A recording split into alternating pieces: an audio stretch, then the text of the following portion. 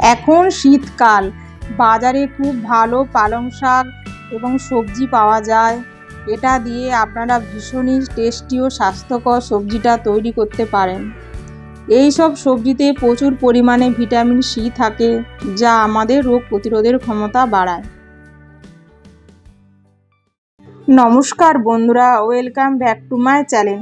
আজকে আমি আপনাদেরকে একদম নতুন ধরনের চটজলদি রান্না করে দেখাচ্ছি। ভিডিওটা শেষ অবধি দেখার অনুরোধ রইল।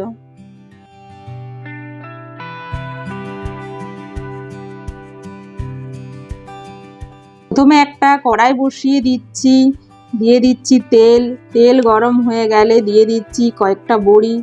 আমি এখানে ব্যবহার করেছি বিউলির ডালের বড়ি। বড়িটা আমি নিজের হাতে বানিয়েছি। বড়িগুলোকে লাল করে ভেজে একটা প্লেটে তুলে নিচ্ছি।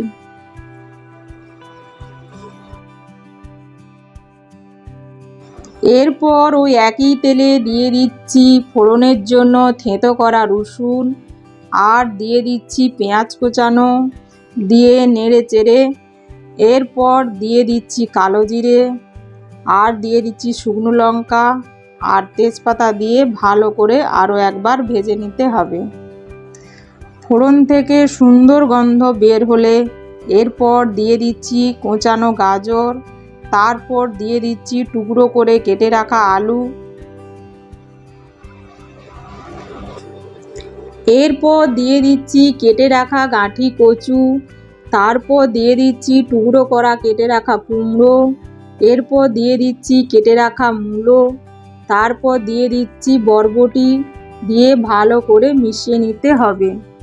আমি এখানে সবজিগুলোকে একইভাবে কেটে রেখে ধুয়ে নুন মেখে রেখেছিলাম, যাতে সবজিগুলো খুব অল্প তেলে তাড়াতাড়ি ভাজা হয়ে যায়। এরপর দিয়ে দিচ্ছি কেটে রাখা বেগুন, তারপর দিয়ে দিচ্ছি টুকরো করা শিম, দিয়ে আরও একবার মিশিয়ে নেব। এরপর দিয়ে দিচ্ছি হলুদ গুঁড়ো, তারপর দিয়ে দিচ্ছি পরিমাণ মতো নুন, দিয়ে আরও একবার মিশিয়ে নেব। এরপর দিয়ে দিচ্ছি সামান্য পরিমাণে টমেটো কোচানো, আর তারপর দিয়ে দিচ্ছি 4টে কাঁচা লঙ্কা চেরা। ওই সময় গ্যাসের আঁচটা লোতে রাখতে হবে। এরপর দিয়ে দিচ্ছি কেটে ধুয়ে রাখা পালং শাক, এইভাবে ওপর থেকে দিয়ে দিতে হবে। এবার ওটাকে ঢেকে হালকা আঁচে 2 থেকে 3 মিনিট হতে দেব। এই রান্নায় আমি কোনো জল ব্যবহার করছি না। 2-3 মিনিট পর আরও একবার সমস্ত সবজিগুলোকে মিশিয়ে নিতে হবে। এরপর দিয়ে দিচ্ছি ভেজে রাখা বড়ি, তারপর দিয়ে দিচ্ছি টেস্টের জন্য সামান্য পরিমাণে চিনি।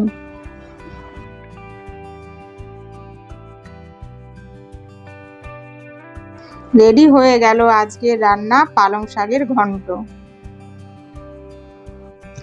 আশা করি আপনাদের এই নতুন রেসিপি ভালো লেগেছে। বাড়িতে ট্রাই করে অবশ্যই জানাবেন। সাবস্ক্রাইব করে পাশে বেল বাটনে প্রেস করে রাখবেন আরও নিত্য নতুন ভিডিও পেতে। ধন্যবাদ।